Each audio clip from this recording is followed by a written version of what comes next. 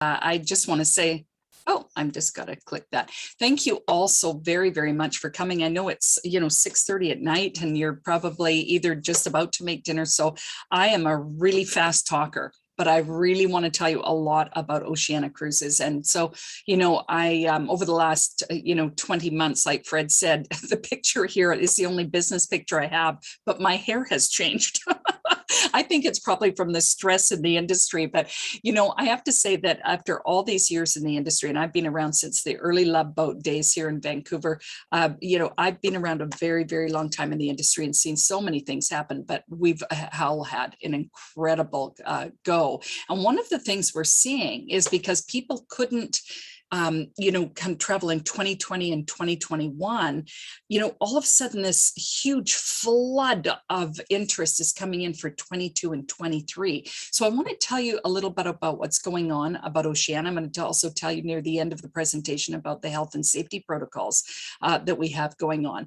But I do want to say that, one of the things before I start talking is, and Fred will agree with this, is that, and the entire team at Expedia, is that when you're thinking about looking at something you want, I would book it and deposit it. Now, that's not a sales pitch, and I never actually start out with this, but I will say that one of the greatest heartbreaks that I've seen over the last few months is that people are looking at into 22, and all of a sudden 2022 for a lot of cruise lines have done very well, and they're all of a sudden getting sold out. So I'm going to talk to you about small ship sailing tonight with Oceania. But the fact is, if you see something you like, talk to your consultant, book a cruise. You are thinking in the right now, but right now we're booking into 22 and 2023. So with that, I want to welcome you to Oceania Cruises because I've been here 12 years. I was with the Crystal Cruises for 18 years before that, and with the Love Boat and Royal Viking Line, 4 cruise lines in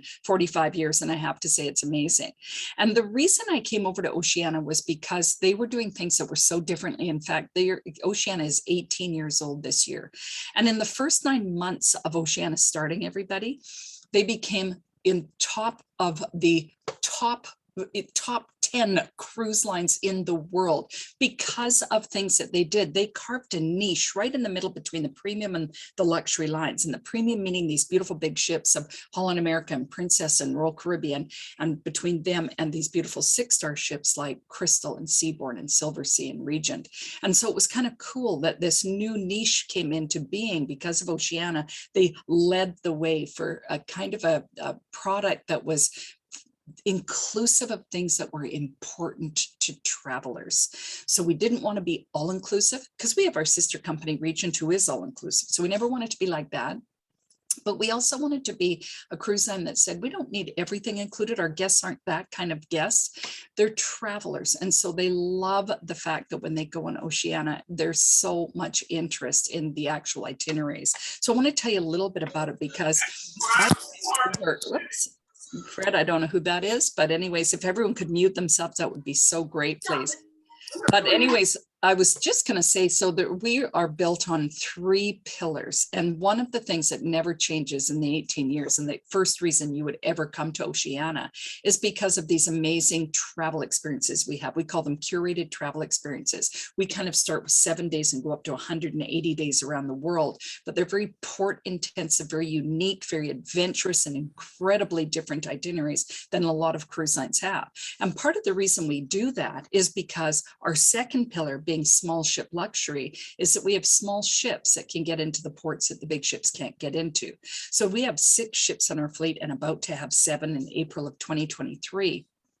But when I look at some of our ships, and they're so little with 680 guests, they're just an amazing little product that I can see why some of the itineraries that you would want to go on. When we come into St. Petersburg, for instance, we bring in one of our small ships to be able to dock right in front of the Hermitage, or when you come into Saint-Tropez or Cinque Terre, where the big ships aren't allowed anymore, and they're tiny little ports like La Spezia in Cinque Terre that we get a chance to come into.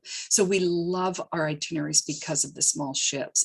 And also the third pillar was, when we started out 18 years ago, we said we want to be a cruise line that's a bit different. We want to have this incredible reputation of being the cruise line for foodies. Now, it didn't mean that we were all about lobster and frog's legs and mascarpone cheese and whipping cream.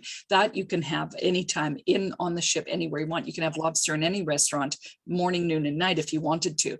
But the fact is, it was about the choice for our guests, because you all know that you might go on a vacation and you might not remember the, color of a state, your stateroom or your bedspread, but you're always going to know that in any holiday, food will make or break your vacation. So I want to talk about the choices you have. So these are the 3 pillars that Oceania stands on. And as I look at this incredible chart here, I think, if it wasn't for the big ships, there wouldn't be any little ships. So I love everything. I love small ships, big ships, barge ships, river cruises, all sorts of stuff. The whole industry has so much choice. When I started at the Love Boat many years ago, we only had 5 cruise lines in the world, and we had very limited destinations. Now you have over 50 cruise lines to choose from, and Expedia has 50 cruise lines to sell you on over 300 ships. So the choice is amazing now, and that's what I love about the industry. It's not just you go on Oceania and nothing else. It's the fact that I get to sail on anything I want. We all have these great choices. But for me personally, as I started entering into my 60s and my mid 60s now, I want something smaller when it comes to my vacation. And one of the interesting trends that we're all seeing, everybody in the entire industry, our guests are coming from big ships to small ships, and they're also taking longer voyages. And that's partly to do with the pandemic, and everyone's been pent up for a while. But this huge amount of demand is coming to travel in 22 and 23. And we're seeing it, as we all can attest to on the news and everything like that. Our planes are all filling up, ships are all filling up, and shipping, cruise lines are incredibly safe. And I'm going to tell you all about that. But when I look at this chart, I look at 3 tiny little ships, and I think they could fit into one of the big ships that you see sailing around the world. So the fact is, when I say we can get into ports the big ships can't, that's part of the reason, is because we can maneuver, we're small. And so we have 4 little ships in our, what we call our regatta class. And the regatta is the ship that comes up to do Alaska for us, not this last year, but next year. And, but anyways, these are 30,000 tons. So they're tiny little ships. And while the pandemic was happening, we stripped them all down basically to have them re-inspired. And some of them just before Freddie, can you watch that? Yeah. So I'm just going to ask everybody once again, if you could please mute yourself, that would be so wonderful. And it's in the left-hand corner of your screen. But anyways, what I was saying is, we have these beautiful little tiny ships that were all re-inspired. So we took the ships right down to the, kind of outside, and replaced every single thing on the ships. And so whether it was artwork or beds or couches or anything, everything was replaced. And these ships now are so beautifully elegant. They were always beautiful. I never, ever wanted to see them change, but now that I have seen them change, I have to say they're more like the Marina and Riviera and the new Vista coming out, and everything is done. Then when I came over to Oceania, we had the Marina and Riviera coming out. These were ships that were 60,000 tons, twice the size of the little tiny ships. But the fact is, there were 1,200 guests, and still considered extremely small in our industry. So when I look at the Oceania class, and I think, gee, these are incredible. These were all designed by Ralph Lauren homes. So they're absolutely beautiful. And I love that fact that when you come on board the ships, everything from your fully stocked refrigerator in your room of non-alcoholic beverages, to your Bulgari toiletries, to everything in the appointments within each stateroom, and even in our public lounges, is amazing. See, we were a cruise line that said, we're not ever going to be a cruise line that's going to have art auctions on us. We're not going to do that. Instead, we're going to actually invest $5 to $7 million of original art on each one of our ships. And so it's one of the few, tours you can go on the ship and have an audiovox tour and look at original art pieces, from original Picassos to Murray sculptures to everything you see. And so every ship of ours is intimate. It's like a museum, but it's also relaxed. It's like being in someone's home where they have, fireplaces. I know some of you, your name so well from traveling on Oceania that you know what I'm saying. It's a very intimate experience. There's no lineups, there's no crowds. We said we were not only going to not have art auctions, but we were going to take away things like formality. We were not going to be formal anymore. We weren't going to have 2 seatings in our dining rooms. It was open between 6 and 10 10 o'clock. We weren't going to charge for soft drinks or bistro or anything like that. So as we go along, I'm going to explain how we do that. But this was the exciting things, because even during the pandemic, the Marina and Riviera were also refurbished. So everything is totally beautiful on the ships, as it always has been. But one of the words we use at Oceania, everyone, is called Kaizen. It's a Japanese word for the commitment to slow but incredibly steady improvement. So what we do at Oceania, we never do anything on the spur of the moment. We think about it. We dropped the Marina into the waters for the first time in August. She was the first of our 6 ships to hit the water and in Europe. And so we did 3 to 4 sailings with her before we even thought about entering the Riviera, which just went in this week and started out of Athens. We've had to change ports because of regulations.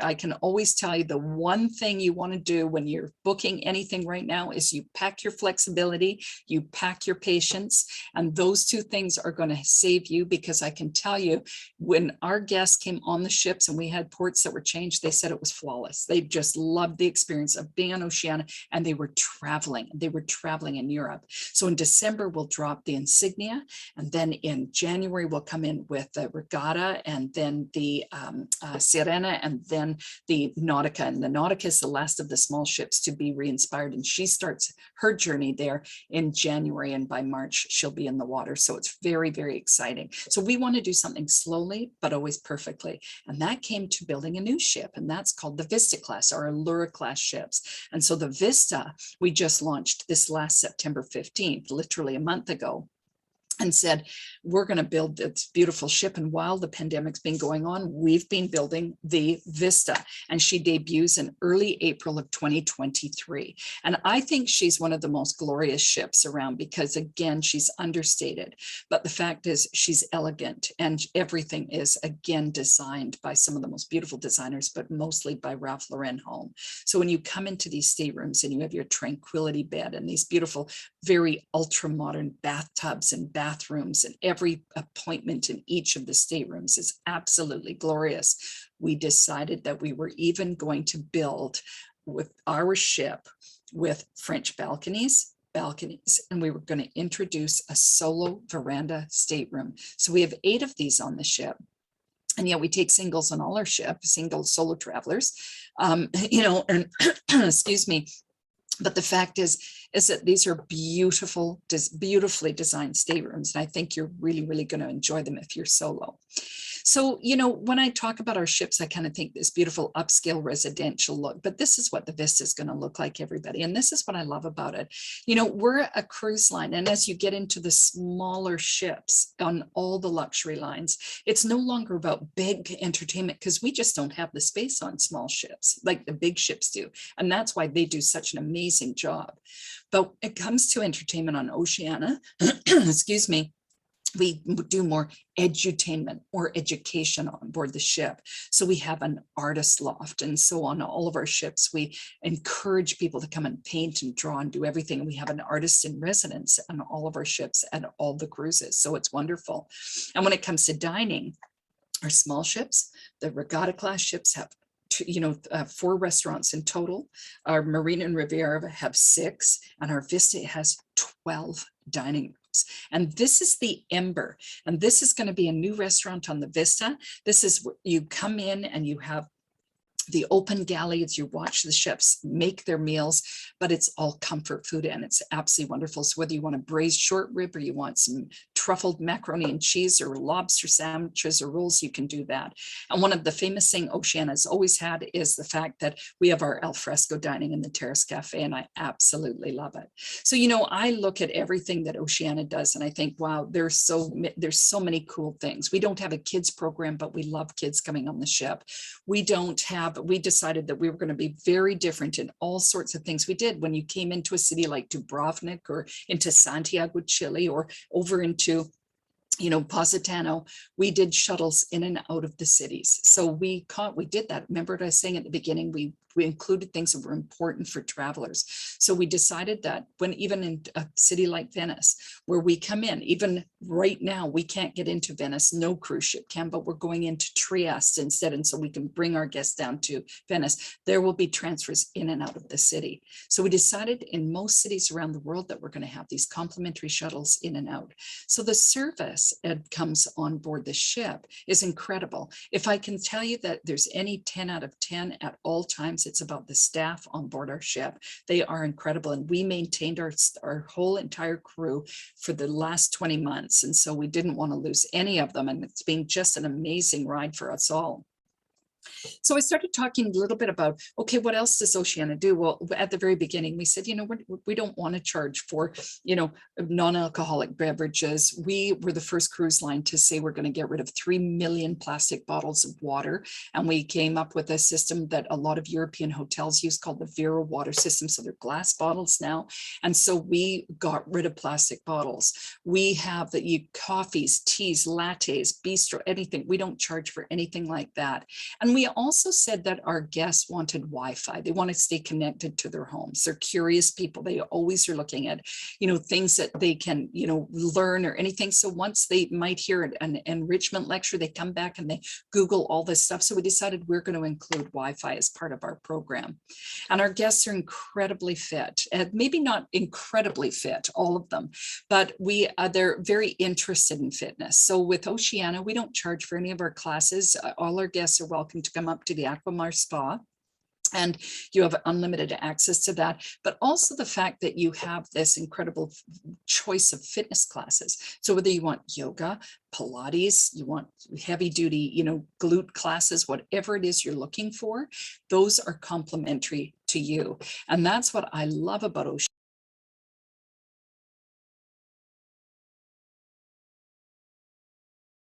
Sorry, I didn't realize I was muted. Freddie, I think you muted me.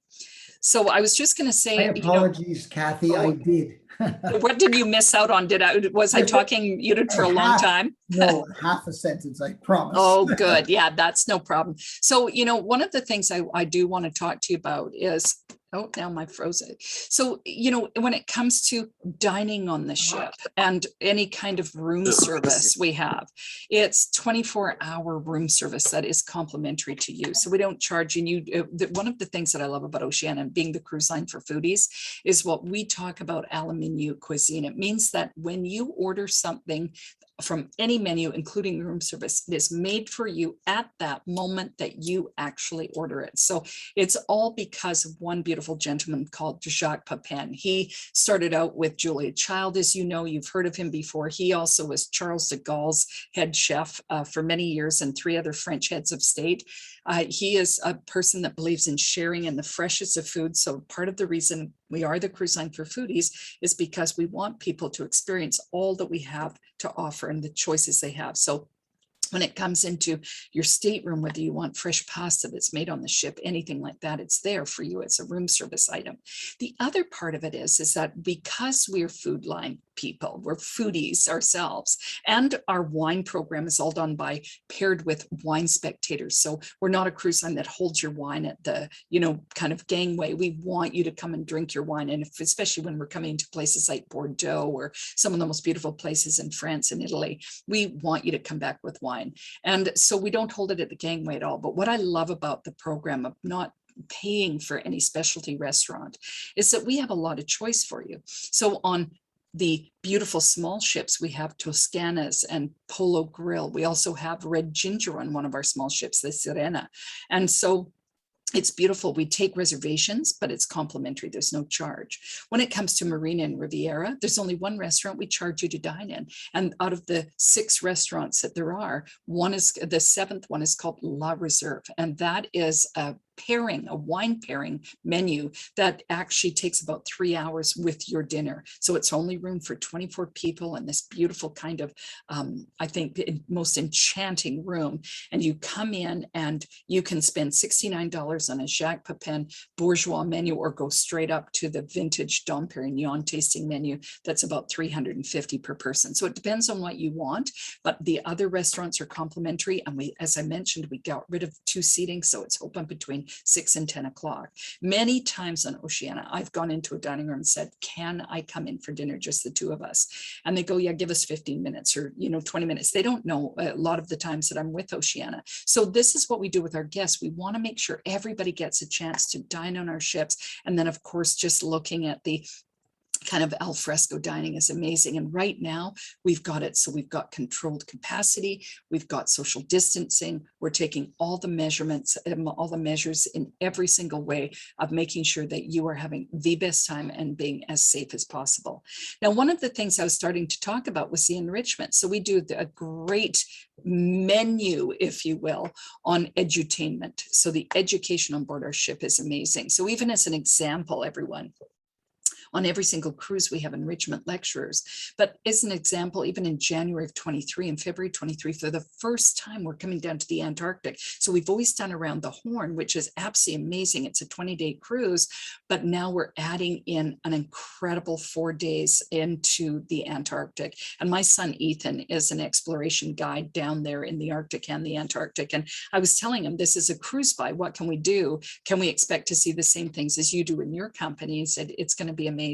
Especially number one, you have 5 enrichment lectures on this one cruise. Number 2, you're going to go into some of the greatest nooks and crannies and beautiful little peninsulas where you're going to see the wildlife in absolute glory. So I think you are going to love it. I encourage you. I've done this cruise right around from Buenos Aires, right around to Santiago without the Antarctic in it. And this is the first time Oceania is going there. But I can tell you that not only will we have Peter Carey, who's the head of the ambassadors that's going to come on as a cultural ambassador for us in Antarctic, but he'll bring 4 other people with him, as well as having an artist in residence. So that's on every single cruise we do.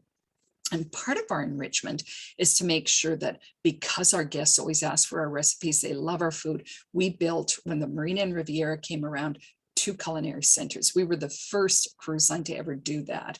And the fact is now a lot of cruise lines have followed suit, and it's a wonderfully popular thing. These classes cost anywhere from about $60 right up to about $200, depending on the kind of class and the advancement that you like. But the fact is, it's fantastic. So now on our smaller ships, we have just a beautiful open theater, and guests come in and they look and then they watch a cooking class. On our Marina and Riviera, we have the culinary center. On the New Vista, we actually have a dining room attached to the culinary center, where when you cook something, you go in the dining room and sit down and eat it with your spouse or with your partner. If you're by yourself, it's absolutely fabulous. So everything about what we do is incredibly attention to detail oriented. And I mean the fact that from our chefs, you can go off into markets with them. We bring on our regional cuisine from when we're up in Alaska, when we have fresh halibut, it's come in from Alaska, or we make our own pasta, our own bread, everything we do. It's absolutely incredible. Now, we've always had vegetarian and special dietary need menus for all of our guests, and I think we've done very well at it. But 2 years ago, we decided that it was our opportunity to also have a vegan-based cuisine. And so now we have over 250 plant-based items for you to choose from on the menus. And you'll see people walking around with their green quinoa, parfait, and then heading into beautiful kind of a Buddha bowl at lunch. But by nighttime, they've gone into Toscanas to have a steak or some Italian ossobuco or something. So it's wonderful. So again, the choices you have on board the ship with the cuisine are what makes us the food line, foodie cruise line. So what I really want to concentrate on in the next 10 minutes is just, and then wrap it up here with some of the value tied to Oceania and Expedia's experience with it, is the fact that when I look at the curated travel experiences, and I think, these are pretty amazing itineraries. We kind of go all over the world, but we have 7 days right up to 180 days around the world. When I look at this map, everybody, and I look right at the top of that little gray blob at the top of your screen, and that's Svalbard. That's the North Cape. That's as north as you can get on a cruise ship. The sun doesn't go down for 18 days on these cruises. So you're in the land of the midnight sun. And we spend 7 months coming all the way from there, all the way through the, Baltics and the British Isles and into Europe. And I'm going to really focus on Europe tonight. And then all the way down by November, we're down in Jordan and Israel and beautiful itineraries like that. We circumnavigate Australia. We circumnavigate Africa. We circumnavigate South America. We go on Panama Canal cruises from Miami all the way down to Buenos Aires, to Lima, Peru. And then you can join it to go right around the Horn. We have different twists on different itineraries. We do Greenland, Iceland, we do Alaska, only 10 sailings, and we do Bermuda, and we do lots of beautiful Canada, New England kind of cruises. Our cruise line is very, very port intensive. And so each one of our 6 ships is placed beautifully and strategically in the areas that we need the size to matter, and we need the actual length of the itinerary to matter. So I thought I'd show you a little bit about Europe on our new Vista. And that is that in a classic Mediterranean style, we have here a 14-day cruise. There is 1 day at sea on this sailing. So with Oceania, if you are interested in going with us, you're not going to get a whole lot of days at sea unless you do a transatlantic or trans-Pacific or around the world cruise. The difference is that when I look at this sailing from Lisbon to Venice, as with Oceania, and part of the value and the way we talk to you as consumers is we have our air, our taxes, and our cruise always included out of Vancouver, out of Toronto, out of Montreal. If you happen to be in Victoria, Calgary, Edmonton, Ottawa, you have to pay $130 Canadian each way. So it's a $260 Canadian charge add-on, and we fly you right from Calgary to Lisbon and home from Venice. So our air is always included in the fare. And then we add in other things. I'm going to get to our O-Life and everything like that. Now, if you're a guest who says, I've got a lot of points built up and I don't want to use your air, that's okay too, because you can take it, and your Expedia consultant will give you an amazing cruise air credit for it. But the fact is what I suggest over at least this next year is you take a cruise line's air. And the reason I say that is because with countries and cities opening up and closing down, and it's a fluid situation, and what I say today could change tomorrow, and what our health protocols are today are changing as well. And it's fluid, so it's moving constantly. But you know that when you're with our air program, we're going to take care of you. When you're on your own air program, either your Expedia consultant has to move you, or you have to move yourself if you're on points and you've done it yourself. So just a kind of a word of caution. In 22, still going to be a little bit changing as we get into the mid-year. It'll start to settle down. But I love these beautiful Mediterranean itineraries.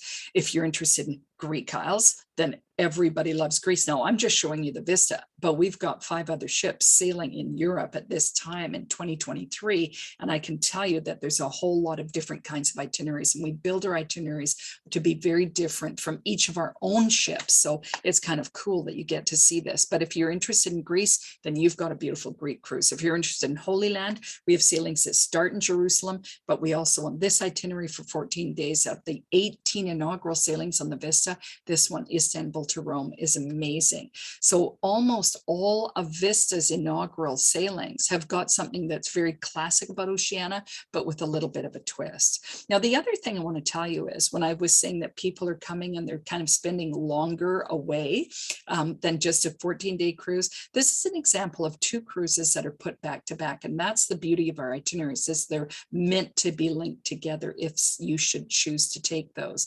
So this is one of my favorite cruises, because not only do you have this incredible Mediterranean, deep-hearted Mediterranean with Saint-Tropez and Monte Carlo and Firenze and Rome and Naples and Messina and Valletta and Malta, which is such an amazing place. But you have Spain, and most Canadians want, kind of Greece, Italy, or France. They never ask for Spain, but Spain has become, I think, one of the most popular destinations for our Canadians in the last couple of years. It could be because we've all been talking about it so much. The fact is that Spain for Europeans is one of the most sought after countries to go on vacation to. So when I look at this itinerary, I've done this itinerary in my life, coming from, Rome all the way up to London. I've done this in reverse, going London, all the way to Barcelona.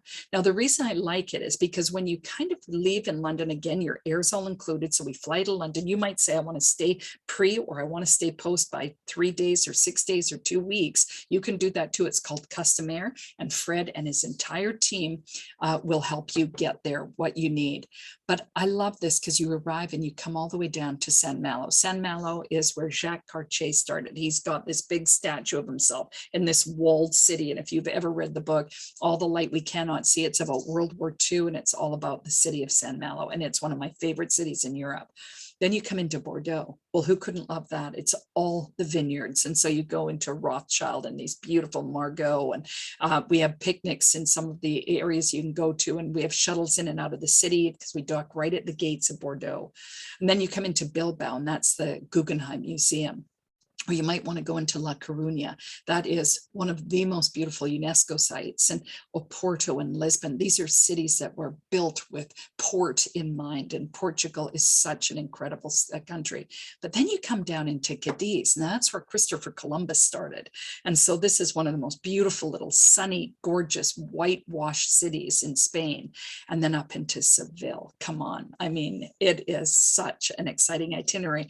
And into Tangier. So now you're into Africa. Now you're then heading to Malaga and up to Palma de Mallorca and into Barcelona. That's one cruise. And as I said, we added on that mid cruise. So this is what we kind of talk about at Oceania, in the fact that we've got amazing cruises. So then you might want to say, well, I want to do a little bit of Dublin. I want to do a little bit of France, but then I want to do a transatlantic because I do want to come over and I want to have some time in the east coastline of Canada. So we come to St. John's. That's Freddie.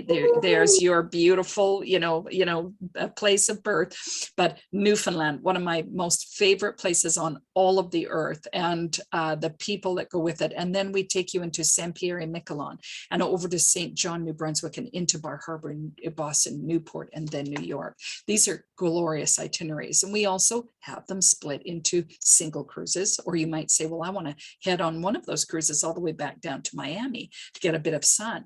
So you've got some really cool sailings on the Vista. And really quickly, what I wanted to show you was what else is there out there for Europe? And that's St. Petersburg, the Baltic. That has no exceptions. Everybody looks for the Baltic, and it's one of the most popular sailings. And we probably have 6 to 7 different kinds of itineraries in the Baltic with a number of our ships. So let me just tell you really quickly. If you ever see an itinerary and you're interested in the Baltic, I would really encourage you to get an itinerary that includes the Kiel Canal, because it is one of truly the most beautiful places on earth that it's just this beautiful meandering tiny little river that these small ships go down into, and they get into the Kiel Canal, and it's between Amsterdam and Copenhagen, and it's fantastic. But we're in the Baltic and we go into St. Petersburg. This is an area of the world you have to have a visa. We always go in between June and July, which is when the White Nights Festival is on. It's the largest light festival in the world. Thousands of people come. We do stuff that are some of our short excursions are built around those. We have evening excursions into the Hermitage. We have caviar and vodka tasting in beautiful little kind of delis and things like that. If you want a culinary discovery tour, we have all sorts of tours. We have over 3,500 shore and land excursions for you to choose from in the world of Oceania. One of my oldest favorite itineraries, and I'm only showing you my faves, I'm so sorry because we don't have the time. I could talk for like 3 hours about our itineraries, but is the fjords of Norway. There's about 4 areas in the world that I really always say people should go and see in their lifetime. One of them is the Norwegian fjords. It's absolutely stunning. On this itinerary in 2023, this is a full-on fjord cruise. So we come from Oslo to London, 10 days. Don't forget, you've got your air included, your tax, and your cruise. So this is beautiful. And again, you're going up into the land of the midnight sun. And if you want a Baltic and one of these cruises added, then here you go. Here's a 20-day opportunity. So you see what I mean about our itineraries being able to be locked together and be able to have an extension on what you need. I always have said, why go home? Why don't you just stay out on the ship for a couple of weeks? Because if you've done 10 days, then it's easy to do 17. If you've done 17, it's easy to do 34 and then 40 and 80. And you see why people in January of this year, when we announced the 2023 Around the World Cruise for 180 days, it's sold out in 24 hours. And we didn't even get the chance to sell it in segments. Now people go, oh my goodness, I don't know if I could spend 6 months at sea. It's amazing how fast the time goes because of the port intensity of which Oceania operates on. So we go into these beautiful little areas and some of the most great museums. One of our, I think, incredible attributes of Oceania's land programs is a little kind of segment of them that we call Go Local tours. That's where we take 14 to 16 guests and we take you off on bike rides, or we go in to visit someone's home for lunch, whether it's Dubrovnik or here. When you come up into Scotland and Iceland, this is again, a glorious itinerary because it starts in London and ends in Reykjavik. But look at the itinerary. First of all, you're going into Scotland, then you're going into Runavik, which is the Faroe Islands, and then all the way into Iceland. But then if you wanted to, you can continue on and go into Greenland. So there's so many different things, but even some of our short excursions that might take you into the Old St. James Path, the El Camino Trail, the Santiago de Compostela, I can never say it properly, but these are some of the most beautiful trails, and you get to do that on part of our excursions. And because Jerusalem is the Holy Land is such an amazingly kind of sought after itinerary as well, we've got sailings that are going into Jaffa, the old Tel Aviv. So here we go with the Go Local tours again. We start some of our cruises in Jerusalem. Some of them are midpoint through. We come into Limassol in Cyprus, which is a UNESCO site. We have these incredibly long cruises of 26 days that take you all over the area. So those are the itineraries I want to show you, but I want to show you a couple more, and then I promise to, because I know we're coming up to 35 minutes, so I just got about 5 or 6 more minutes, so stick with me. I just want to say that, whether we're going to marquee ports like Venice or Istanbul, we also have incredible little boutique ports like, the Saint-Tropez, the Cinque Terre that you see in the picture here, and it's amazing. But I want to tell you about some of the smaller kind of cruises. And Freddie, I think you just have to get someone to mute themselves. Here it is. I think it's Kenneth. There you go. But anyways, I was going to say is that Tahiti is, I think, one of our top rated cruise lines and, cruise destinations in the world. You always think about small little ships going there. So we take our regatta into Tahiti. This is our 30,000-ton ship.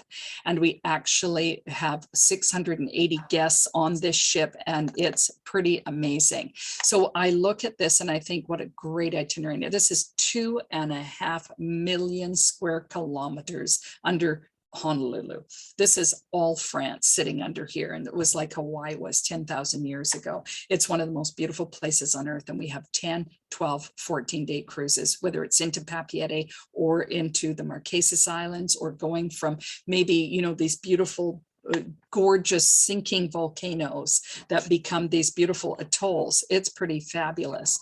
And Kenneth, I see that you just keep getting unmuted here, so I'm going to mute you. And this is what our itineraries look like. This is kind of when you see how port intensive we are and how much we anchor out in these beautiful ports, because there aren't the kind of facilities to dock a ship there, even on our small ship. But whether you want to do, overwater bungalow, or you want to say, well, I might want to go all the way to LA. I might not want to fly all the way to Papeete. It's only an 8-hour flight. It's one of my friends many years ago, who Fred knows, said it's only 2.5 cocktails past Honolulu, so why not? But these are sailings that you might kind of say, well, I might go all the way to Honolulu and then come through Honolulu. Or you might say, well, I want to go from Sydney and now I want to see Fiji and Samoa and then arrive in Tahiti. Or maybe I want to go and see Milford Sound and go through Auckland and New Zealand and all the way. And this is another fjord in the world that, if you have never seen it, it's one of the most spectacular views you'll ever see. So we come into a bit of Asia. So you might think, well, maybe I'll go from the South Pacific and go up to Asia. So this is Bali and through Hong Kong, these gorgeous cities. So you might kind of say, well, I just want a Japan tour, or I want a Japan with China. I want a bit of Southeast Asia. I might want a bit of Cambodia. So we take you into small groups of either pre and post cruise tours, or during your cruise, where we can take you off and take you into Cambodia. So this sailing here is Hong Kong to Singapore. I love this sailing because it's a lot of Vietnam, but in that little area that you see called Sanookville is where we actually disembark the ship if you're interested, and we fly you up to Siem Reap to see Angkor Wat, and we go in groups of 10 for 2 nights, and then we come and rejoin the ship again, and we make our way back to, I think, one of the most beautiful cities in the world, and that's Singapore. So, you know, again, and this sailing I love because it's different. It's the Philippines now, and now we also have Borneo, and we also have Brunei. Murara is what is the city of Brunei, and it is amazingly popular. So if you're interested in stuff like this, it's all 2023. We would love to have you come and look. If you're interested in going on a little further out there at a little bit something that maybe a lot of you haven't been to, India, I think is probably one of my top 5 favorite places I've ever been to in the world myself. It is one of the most colorful, wonderful countries. And so we start in Mumbai. So again, here we including you, we're flying you from Vancouver to Mumbai and home from Bangkok. And so you can add on to this cruise, but we go all the way up into Kuala Lumpur, into Myanmar and the works. So I love that.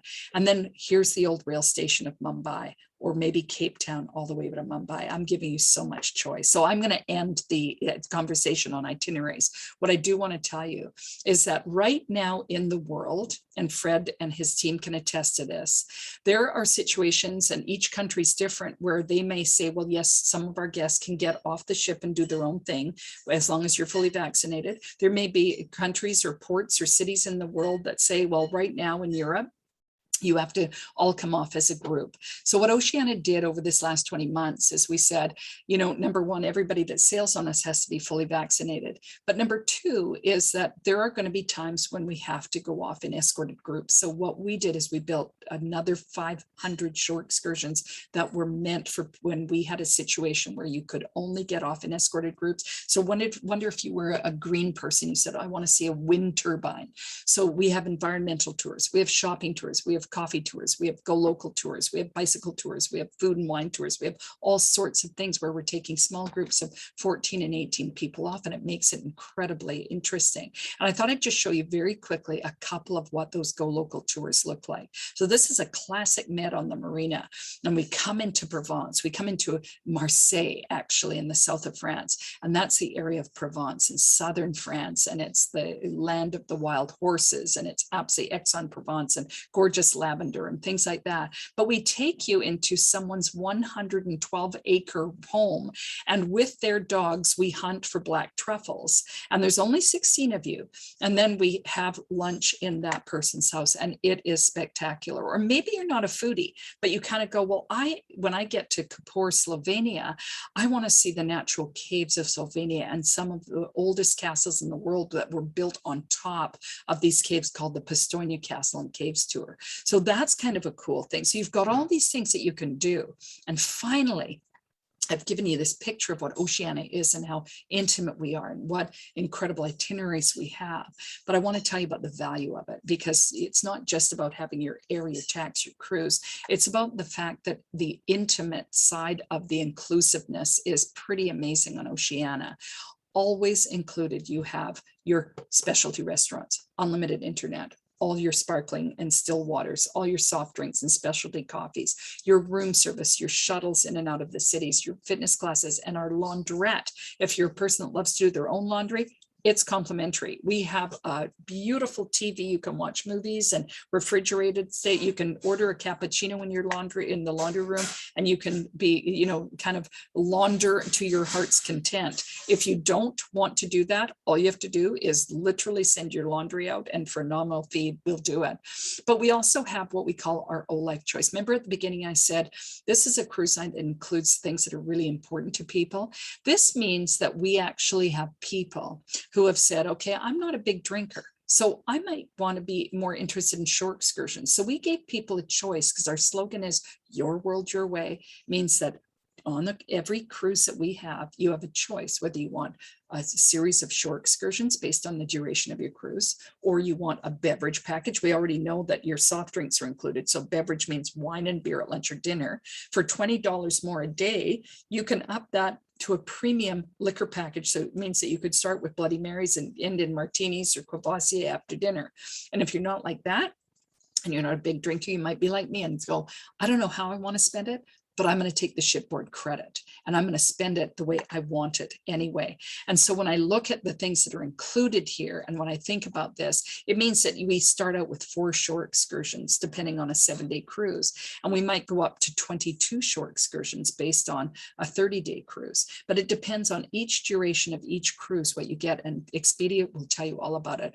These offices that you are working with that invited you here tonight are I think they're in my top 10 agencies in all of Canada.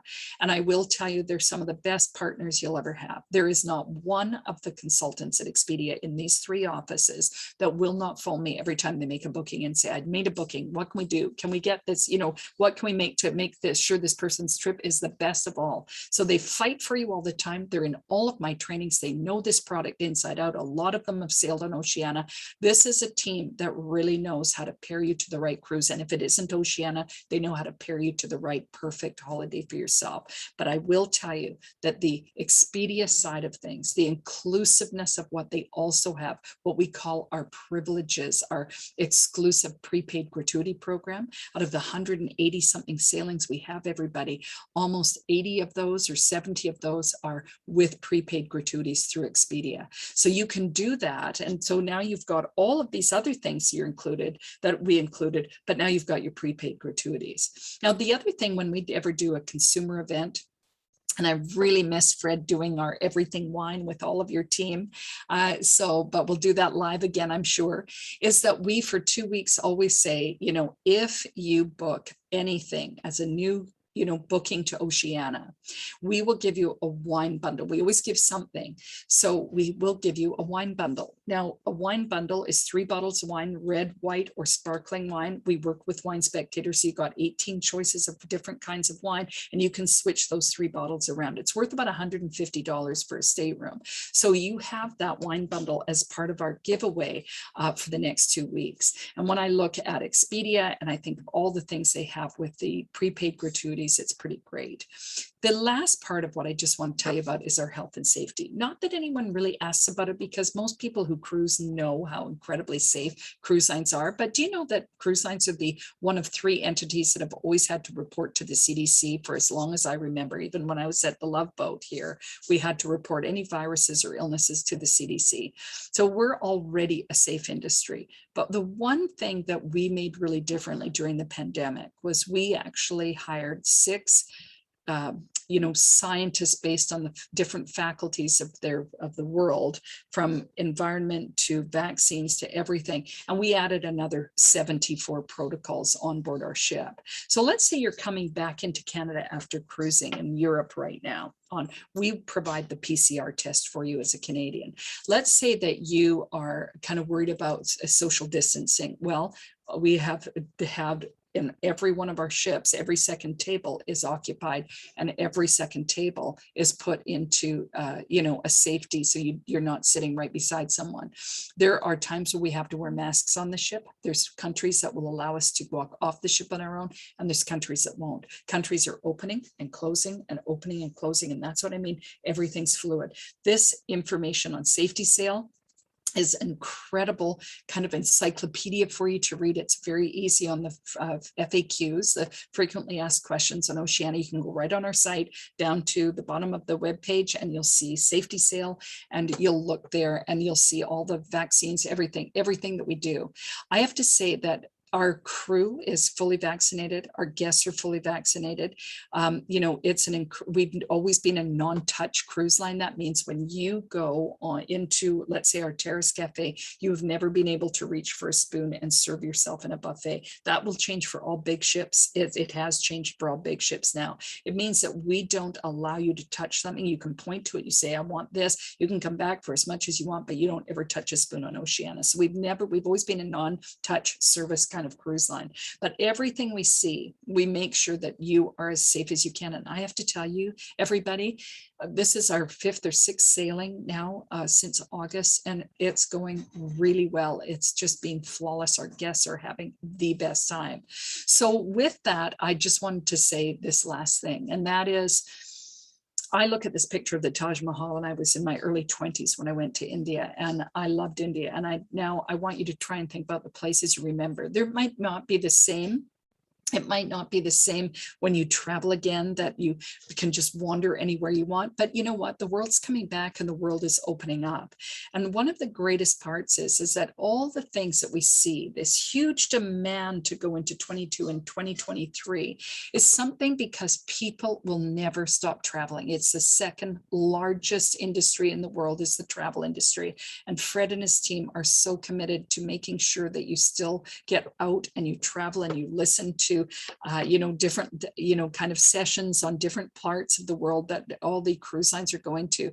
And I think whether you've been up to Alaska or you want something close to home, like a Caribbean cruise or whatever it is, just remember what you love about travel, because it is coming back and it's going to be better than ever. And I can tell you that I see things that I've seen improve in the industry overall in the last 20 months, and it is getting better and things are opening up. We're seeing it live right on the news now that we're going to be able to go down to the US, et cetera, and things are going to change there. So life is changing. Remember what you love about travel. If you are interested in coming over to join our beautiful Oceania family, we would love to have you experience Oceania.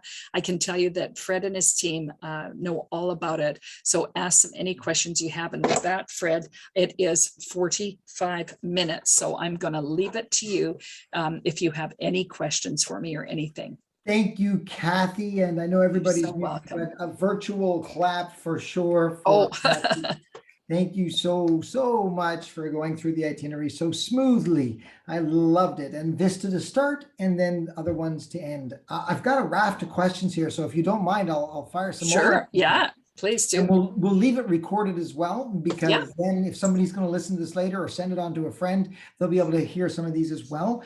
There was two things that were around the new ship. What were they? Somebody missed some of the Vista slides. So if you could fire back to some of those maybe quickly, I'm not sure if you can do that or not. That might be nice.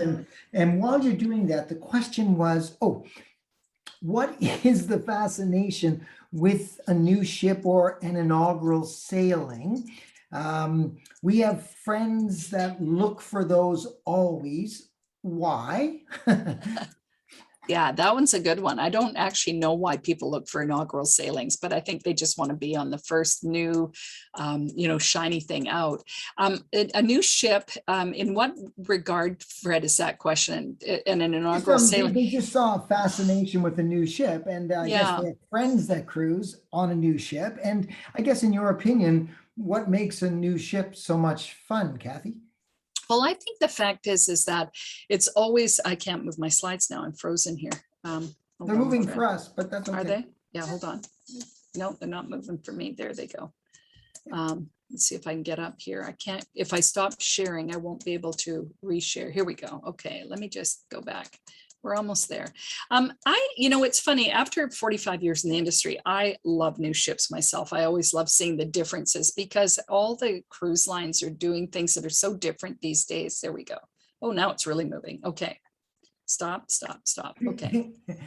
So anyways, what I was going to say is, the inaugural season, like every cruise line will have an inaugural season where they have maybe 15 to 18 to 20 sailings max. And they call that the inaugural season. And those sailings are they're almost like, they're not test runs. They're absolute full cruises that are absolutely amazing. But the fact is that they're what people want, and they're usually some of the best itineraries you'll ever find. So I love that. So this is what we call the Vista, and it's going to change its name from Allura class to Vista class, but the actual ship is called the Vista, and she debuts in April of 2023. And these are the colors. This is the changing room to the right here, on our Vista suite. Or you look at the bathrooms, and this is why people come to new ships, Fred. They want the new shiny blingy things. Yeah. But the fact is that all of our ships have been re-inspired. I'm so excited for the Vista to come out as well, because she's new to us and we've got new things happening. We've got 12 restaurants. We've got things that are so incredibly exciting that we can't even talk to you about right now, but those will be coming out every month as we start to initiate her real, kind of feel to what the Vista is going to do. The big thing is that whatever ship you're on, with us, it's like walking into someone's home. It's such a beautiful residential feel. Like, look at this picture here. These are all original artworks, so you won't find them anywhere. This is the Grand Lounge. So if you've ever been in Oceania, you come through from Martini's bar into this beautiful area to the dining room, and this is our Grand Lounge. And there will be people here who will serve you coffees, drinks, whatever you want. There's always music going on at nighttime, just before dinner and after dinner. There's so many pictures I could show you of the dining rooms, and I wish I could show you more. I have a lot, but they were just too much to put into a presentation without making it 2 hours long. I think the big thing is that whatever you see, it's going to be one of the most elegant ships you'll ever been on, and there are 12 of these restaurants. So one of the things, we're bringing another Vista ship out in 2025, and all of our restaurants will have open chef side to the galleys. So you'll see people cooking and barbecuing. There'll be a chef's table and all that kind of stuff. It's amazing. The pool area alone has great big overhanging lounge chairs. And one of the things on Oceania that I really, really like is that there's a lot of space for everybody. So it's not like on the big ships where sometimes you walk up into the pool area and it's so crowded and you have to find a place for yourself, but you can hear everybody talking and kids running around. Oceania's not like that. That's not a slight to the big ships, by the way. It's just because there's so many people. The thing is that this is quiet. So there's a chaise for almost everybody. So you never have to put your bathrobe down or a book on top of your chaise, because there's so much space and someone's there to ask you if you like a drink. When it comes to the Terrace Cafe, you don't ever touch your tray. You've kind of put your plate is on, you've got your tray, you're kind of going through the buffet and looking what you want, and we're serving you, and then you have your tray. Someone takes your tray and takes you out to a table and sits you at a table for two, and you never need to ask for another cappuccino in your life because they already know what you drink. So the thing is, or maybe a glass of rosé or a beautiful beer or sparkling water, our staff know our guests, so they're really amazing. And that's where, I can send you, actually what I could do after this is I could send you some of the slides of the other restaurants and stuff like that if someone's interested. Great. So I can do that, but I'll leave that here. But yeah, no, inaugural sailings are always exciting. And now, and by the way, I should tell everybody, in March of 2022, so coming up in the next 6 months, you're going to see the Around the World cruise for 2024. And then in April of 2022, the next month, you're going to see the entire 24 open up. We're going to launch, we're going to call it a double launch. It'll say all of the itineraries at once. So as Oceania, we always have had two settings, two seasons. So we have one, the exotics and the tropics, and then 4 months later, we bring out the Europes and the Americas like we just did. This time in April of 22, you're going to see all of 24 come out together, and it's very, very exciting. So you'll see all of the new itineraries, and we've got an itinerary department that we actually close the doors for 3 days, and our president and our CEO and the planning team go through places. Where have we not been? Where can we get to with the new ship? The itineraries, we have coveted itineraries that no one else does. They're just so beautiful. And I just showed you a tiny bit of them, right? Yeah. Now there was a question, I don't think we'll be able to get it here, but I'll ask it anyway, just in case we can get the picture to us later. Somebody said, there it was, do you have a slide for your world cruise? But yes, I do. I have a slide for I'll send it to you, Fred, after this, Okay, the Around the World 23. And then as I say, 24 will be March. Yeah. Okay, no one's interested in 22, are they? Or you want 23? Well, somebody actually had a question. I don't know what that was. They said maybe that was for the 2023 that was sold out. They just wanted to see what it looked like. Yeah, absolutely. But there was a question. What area is popular now? It's kind of, or a good deal for early to mid 2022. Is there such a thing, Kathy? Yes, I'll tell you what I would do, and I'll send you this too. I'm just making notes here for you. We actually, earlier on this year, we had to cancel the regatta and the Nautica because we were going into Australia, New Zealand, and of course they're closed right now. They're going to open up, but they're just closed at the moment. So we had to cancel some of the sailings there. So it meant that while we had the Nautica getting refurbished, we could design some new itineraries for her. So in the mid part of the year, from March until the end of July, we've got some really beautiful sailings in Europe for the Nautica. Regatta has beautiful sailings in Tahiti. So those are some really good deals. On Black Friday, which is our US Thanksgiving, and we have, a sale coming up that we're probably going to have a few sailings on sale there. So, and by the way, again, being a small ship, if you like something right now, book it, because if we put that sailing on sale on Black Friday, you don't have to worry about it. You're already protected. So you will be protected on the new price. We always have a best price guarantee. The thing is with small ships, we're so much different, is that we don't have 5,000 beds. We have 680 beds to 1,200 beds. So those kind of itineraries are sought after by everybody. And so if you see something, book it. Okay. The other thing too with new itineraries is if you want close to home, Alaska's, it's not on the radar as it has been in the past years, because I think people are really dying to get out to bigger places.